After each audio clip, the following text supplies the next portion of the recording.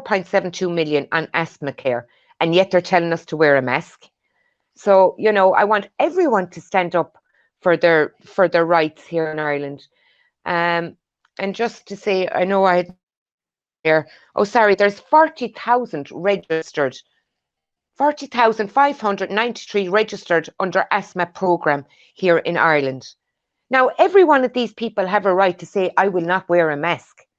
And I will fight this through the courts if we have to, the UN Convention and the rights with disabilities, because they're not spending all this money if they don't realise this is a serious problem. Asthmatics, you know, we've had a young girl, beautiful, beautiful young girl, she was only 14, 15 years of age, that died here in Ferrybank only a couple of years ago, dropped dead on the street of an asthmatic attack.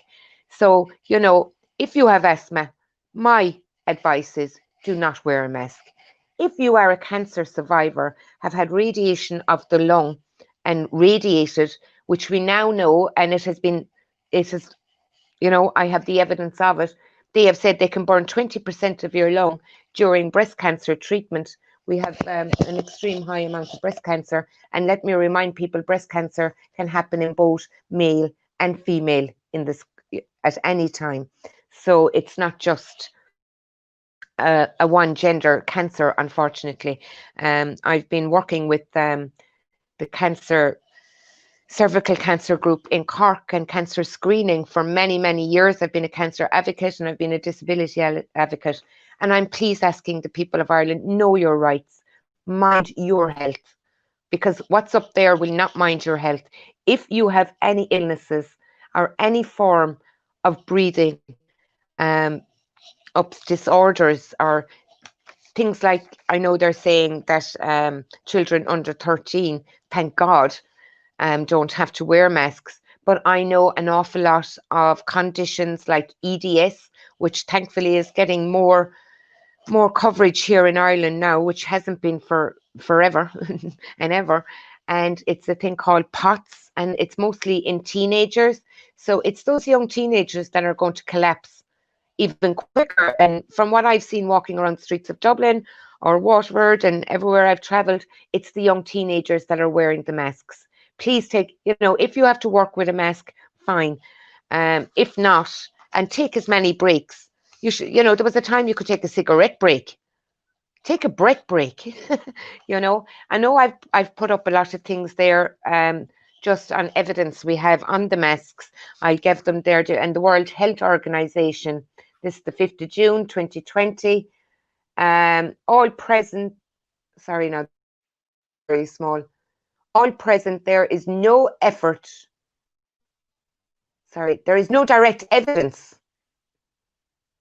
from studies from COVID-19 in healthy people to the community on the effectiveness of mask wearing.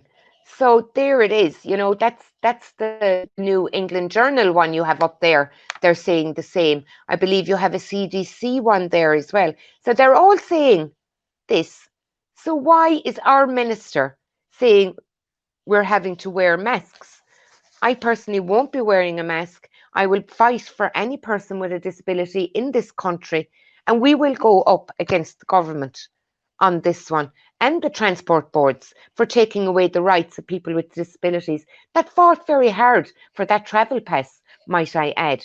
So now basically, you know, they're frightening people with disabilities off traveling, which is actually taking away our travel rights. And we are protected under the UN Convention. Please, anyone with disabilities, Google the UN Convention. Sorry, it's a link I will drop in for you that people can look up that as to your rights, the rights of those with disabilities. We fought for 5 years in this country for that to be signed. It was only signed 12 months ago.